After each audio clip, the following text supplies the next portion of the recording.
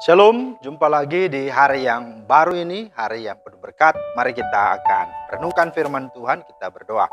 Bapa di sorga, dalam nama Tuhan Yesus, terima kasih buat hari ini. Kami kembali lagi ada dan saatnya kami kembali hendak renungkan firman Tuhan. Bukalah hati dan pikiran kami ya Roh Kudus, supaya kami memahami dan kami dapat menjadi pelaku-pelaku firman-Mu yang setia. Dalam nama Tuhan Yesus kami berdoa. Amin. Ya, Bapak Ibu, firman Tuhan kita terambil dari Hosea pasal 4 ayat 6. Umatku binasa karena tidak mengenal Allah. Karena engkaulah yang menolak pengenalan itu, maka aku menolak engkau menjadi imamku. Dan karena engkau melupakan pengajaran Allahmu, maka aku juga akan melupakan anak-anakmu. Itulah firman Tuhan yang menjadi dasar renungan kita pada hari ini. Nah, Bapak Ibu, tema kita adalah mari semakin mengenal Tuhan. Mari semakin mengenal Tuhan.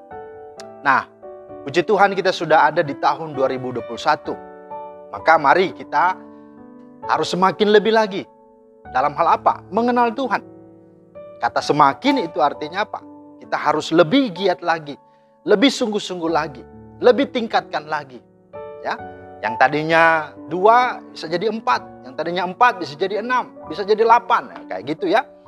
Yang mungkin di tahun 2020 kita waktu bersaat teduh ya Senin Kamis misalnya. Nah, sekarang mulai berdisiplin diri ya. Mulai menata hari-hari kita untuk bersekutu pribadi dengan Tuhan. Atau juga waktu di tahun 2020 kita alpa atau lalai dalam membaca firman. Atau ada yang juga membaca Alkitab tapi bolong-bolong gitu ya, lompat-lompat.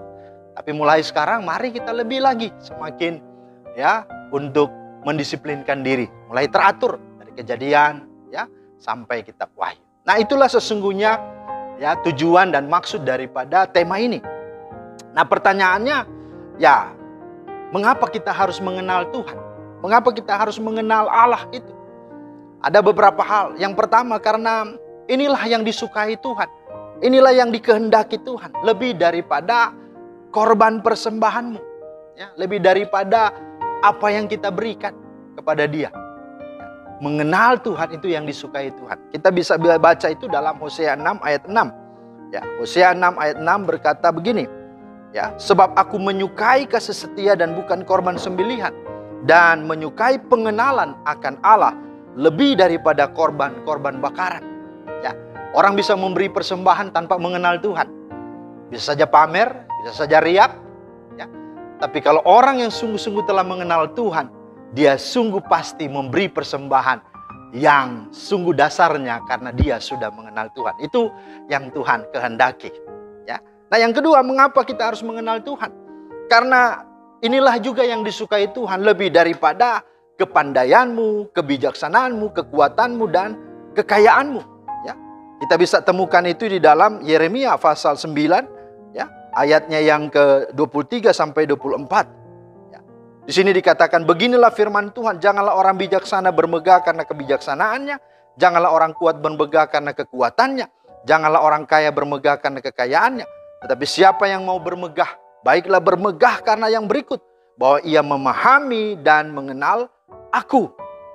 Ya, bahkan di ayat terakhir dikatakan, sungguh semuanya itu kusukai, demikianlah firman Tuhan. Jadi inilah yang disukai Tuhan. Mengenal Dia. Jadi sekalipun engkau pintar, sekalipun engkau punya kekayaan, sekalipun engkau punya kekuatan dan kebijaksanaan, itu tidak akan ya menyenangkan Tuhan. Dan itu pun karena Tuhan dan dari Tuhan. Tetapi ketika engkau mengenal Dia, dengan kepintaranmu, kebijaksanaanmu, kekayaanmu, maka engkau dapat memberi yang terbaik kepada Dia. Itulah sesungguhnya yang ini disukai. Nah, yang ketiga, mengapa kita harus mengenal Tuhan? Dikatakan karena kalau tidak, kita akan binasa. Ya, dalam ayat 6, ya, bagian A tadi, ya, Hosea pasal 4, bagian 6, ya, A dikatakan, umatku binasa karena tidak mengenal Allah.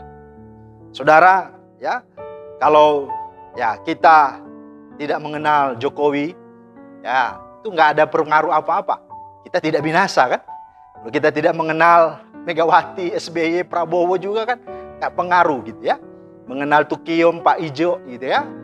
Munaro ya juga ada pengaruh apa-apa. Tapi karena di sini dikatakan ketika kita tidak mengenal Allah, maka kita binasa. Berarti apa? Ada pengaruhnya ketika kita tidak mengenal Allah. Maka ini menjadi sesuatu yang penting dan serius. Menyapa Tuhan suruh kita mengenal Dia. Ya. Yang keempat dikatakan, mengapa kita harus mengenal Allah? Karena dengan kita mengenal Allah, ya, kita akan sungguh-sungguh diterimanya. Ya. Dia tidak menolak kita. Tetapi sebaliknya, ketika kita menolaknya dan tidak mengenalnya, maka dikatakan di dalam ayat Hosea 4 ayat 6 tadi dikatakan, aku pun menolak engkau menjadi imamku, menjadi pelayanku, menjadi hambaku. Dan inilah relevan di dalam Matius 7 ayat 21 sampai 23 kan. Banyak orang berseru, Tuhan, Tuhan, Tuhan.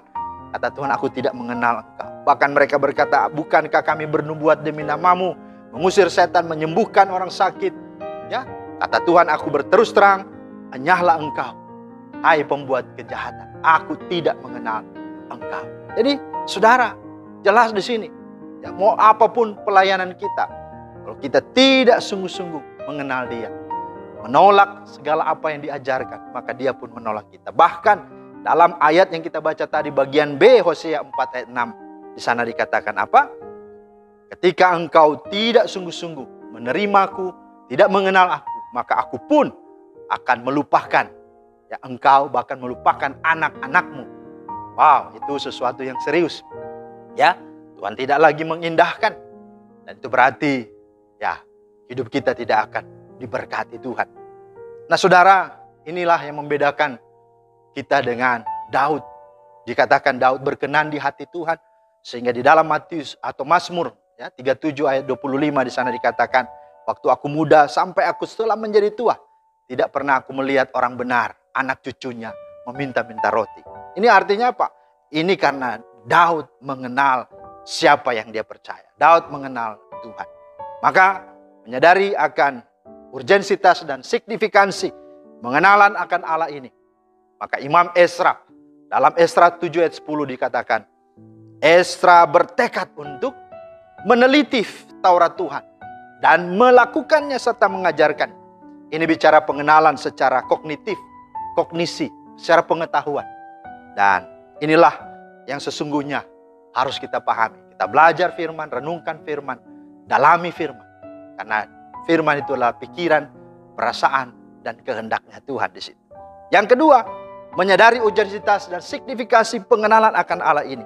Maka Rasul Paulus dalam Filipi 3 ayat 10 berkata, yang ku kehendaki ialah mengenal Dia dan kuasa kebangkitannya dan persekutuan dalam penderitaannya, bahkan dikatakan di mana aku menjadi serupa dengan Dia dalam kematiannya.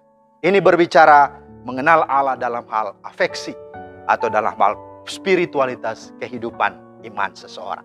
Maka mari di tahun 2021 ini kita semakin mengenal Tuhan, semakin giat untuk sungguh-sungguh merenungkan firman Tuhan, mendalami firman Tuhan, tetapi juga mengalami firman Tuhan, mengalami kuasa Tuhan, mengalami pribadi Tuhan itu. Kiranya Tuhan memeteraikan firman-Nya dalam kehidupan kita hari lepas hari. Amin. Mari kita berdoa. Terima kasih Tuhan untuk firman-Mu yang sungguh boleh meneguhkan dan mengingatkan kami supaya kami semakin lebih lagi mengenal Tuhan. Kami berdoa supaya di tahun 2021 ini hidup kami semakin hidup mengalami Tuhan, mengenal Tuhan lebih lagi, lebih lagi. Terima kasih Tuhan, dalam nama Tuhan Yesus kami berdoa. Amin. Demikianlah firman Tuhan hari ini, kiranya menjadi berkat dan selamat beraktivitas. Tuhan Yesus memberkati. Shalom.